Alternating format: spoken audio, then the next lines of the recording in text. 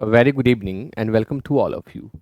Dear students, आज के इस क्लास में रेन एंड मार्टिन बुक के फर्स्ट चैप्टर को मैं आपको पढ़ाने जा रहा हूं, या जो तथ्य, जो चीज़ें इस चैप्टर में पीसी रेन और एच मार्टिन साहब के द्वारा दी गई हैं, लिखी गई हैं, को एक्सप्लेन करने जा रहा हूं। तो जो फर्स्ट चैप्टर है वह है द सेंटेंस, यानी वाक्य। सेंटेंस और इसके टाइप को आप बखूबी समझ जाएंगे यदि इस क्लास में आप लास्ट तक बने रहते हैं। सेंटेंस क्या है, सेंटेंस कितने तरह के होते हैं और क्या टेक्निक है उन टाइप्स को बहुत आसानी से समझ लेने की बखूबी चर्चा करूंगा, जिससे एवरीथिंग क्लियर हो जाएगा। आइए शुरुआत करते हैं। सेंटेंस आप बचपन से लिखते आए हैं। हर क्लास में आपके कॉपी के हर पेज पर सेंटेंस ही तो होता है।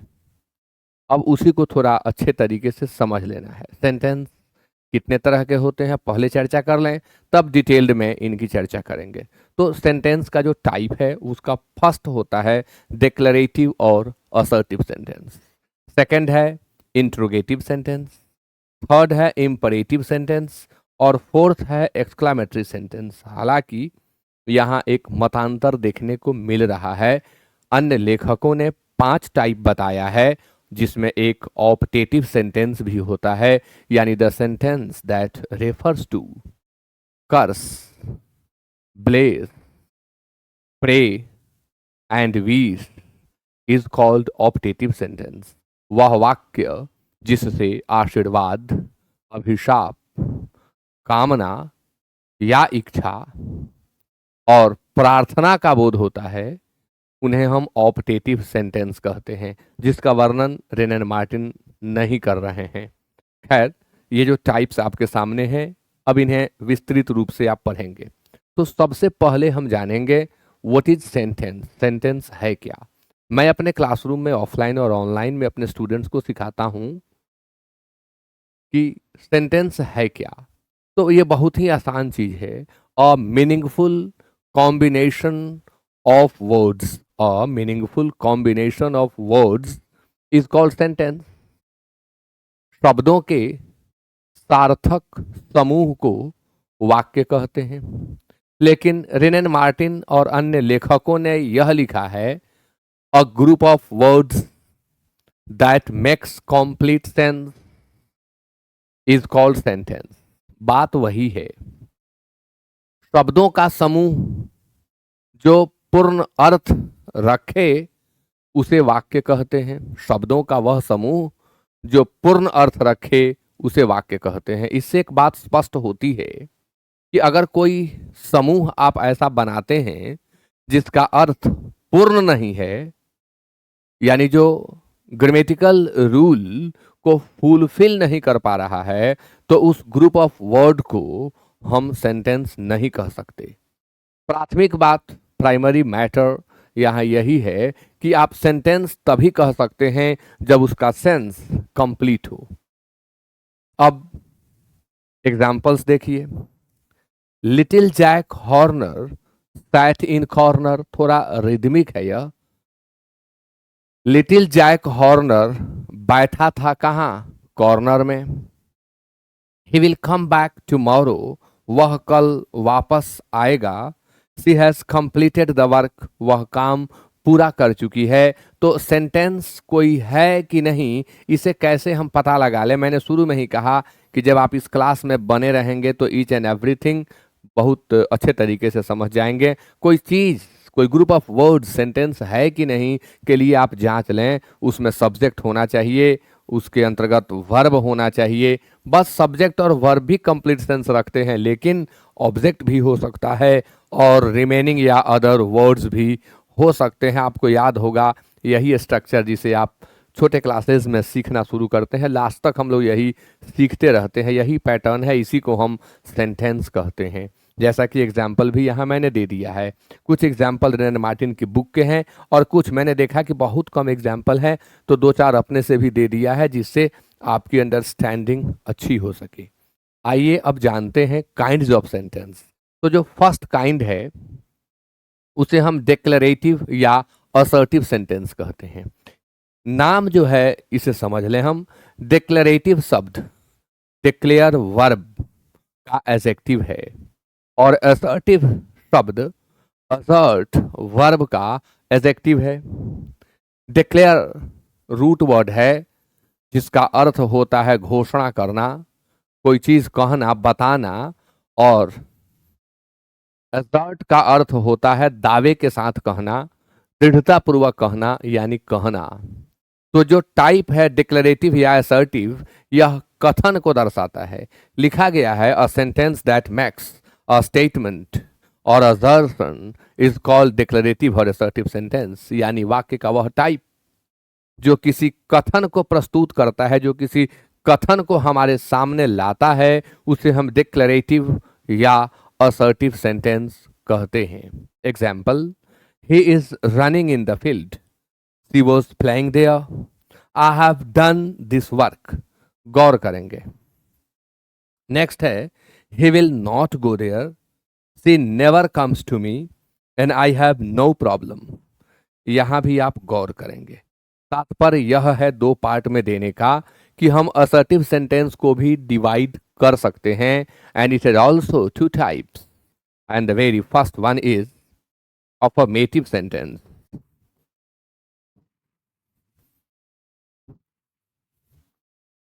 Affirmative sentence, and the second one is negative sentence. Negative sentence, यह जो शब्द आप देख रहे हैं अफर्मेटिव, यह अंग्रेजी के अफॉर्म वर्ब से बना हुआ है और नेगेटिव नेगेट वर्ब से बना हुआ है, जिसमें कुछ नकारात्मक बातें होती है। जो वाक्य no, not, never, nothing, hardly, scarcely, rarely, unless, until, little, few जैसे शब्दों को रखता है उसे हम नेगेटिव सेंटेंस कहते हैं।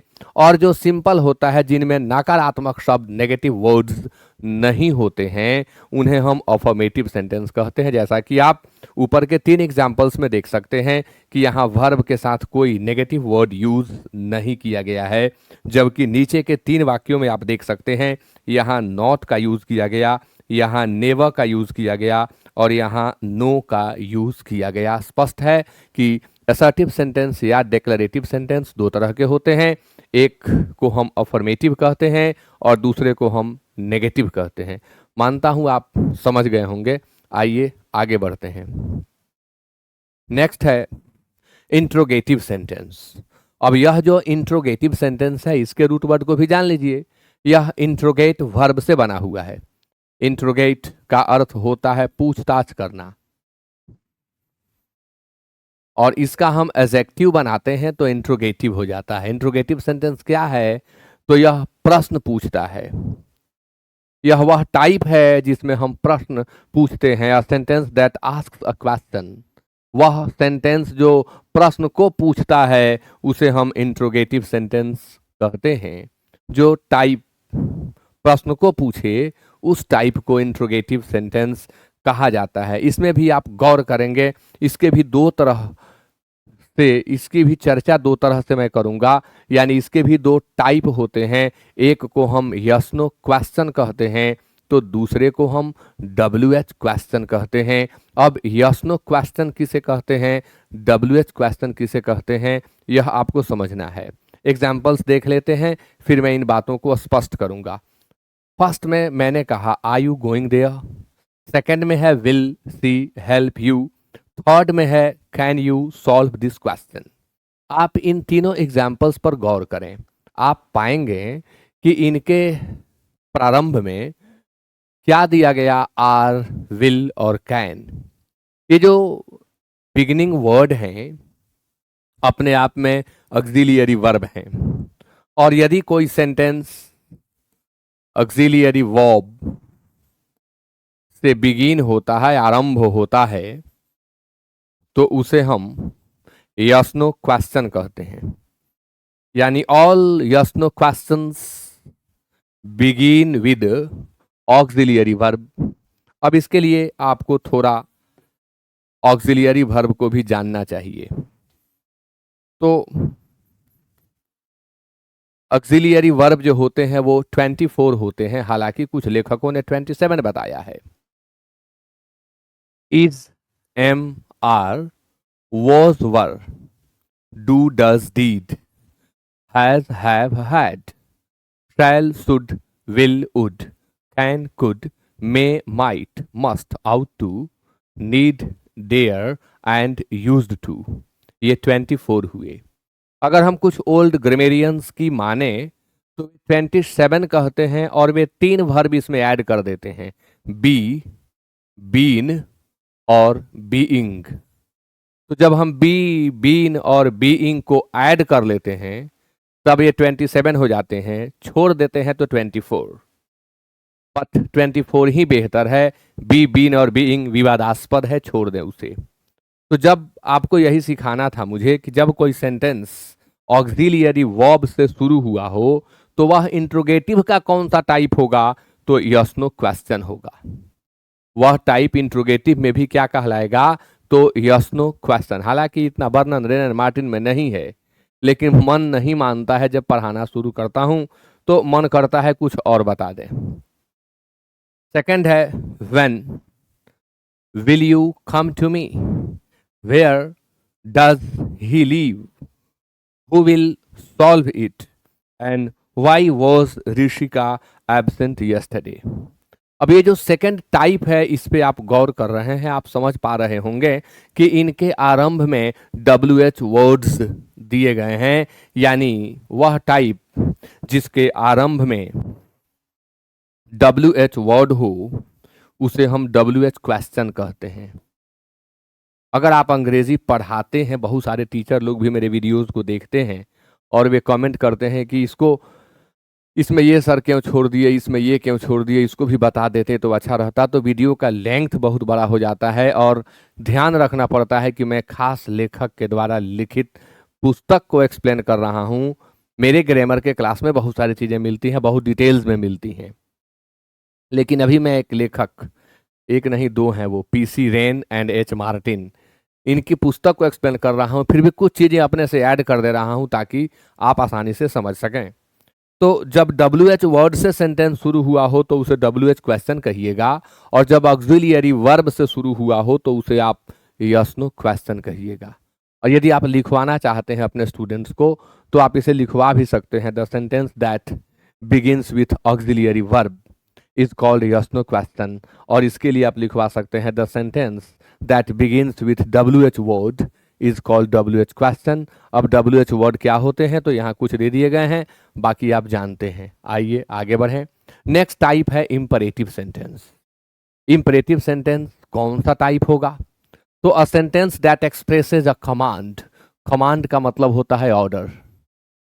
वह सेंटेंस जो व्यक्त करता है, जो दर्शाता है, जो रेफर करता है किसको, ऑर्डर को, एडवाइस को यानी सलाह को, और एंट्रीटी यानी रिक्वेस्ट।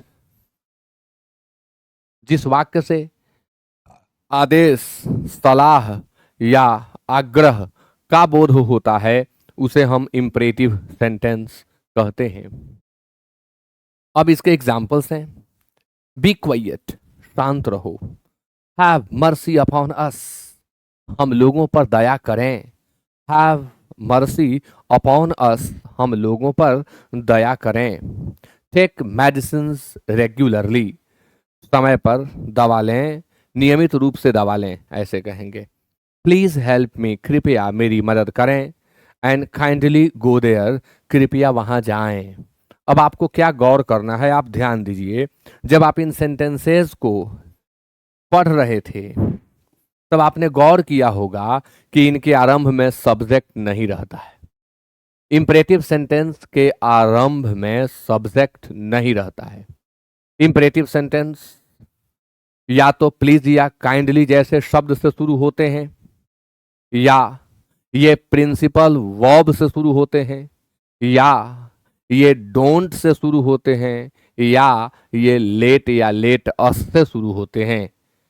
यानी इनके आरंभ में I, we, you, he, she, it, they या नाउन जैसा शब्द नहीं मिलता है।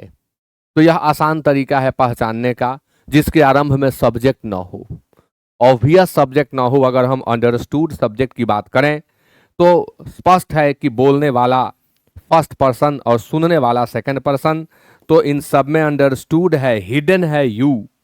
टेक मेडिसिन रेगुलरली, अगर मैं किसी को बोल रहा हूं तो मैं फर्स्ट पर्सन हूं और जिसको बोल रहा हूं वह सेकंड पर्सन है।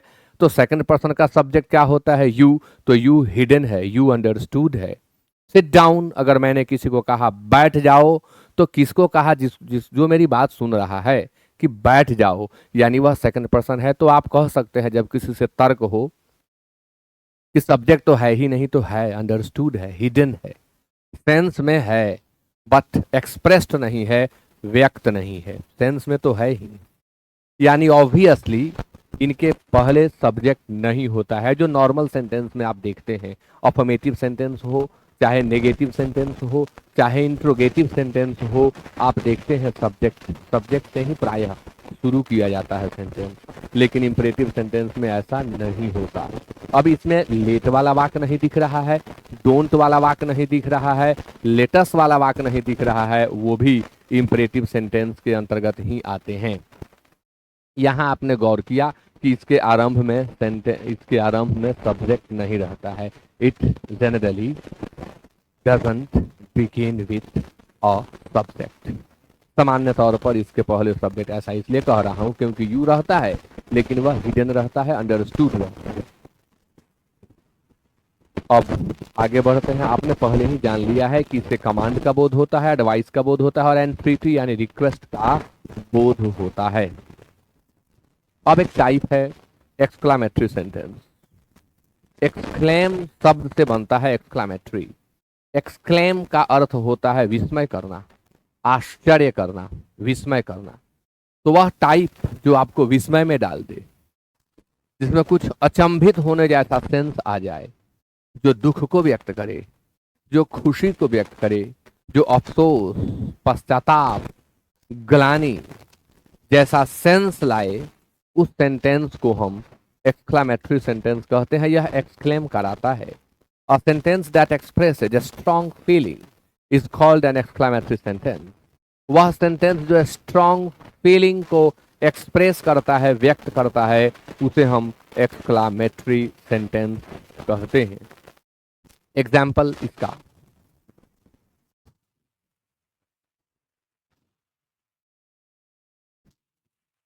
How cold the night is.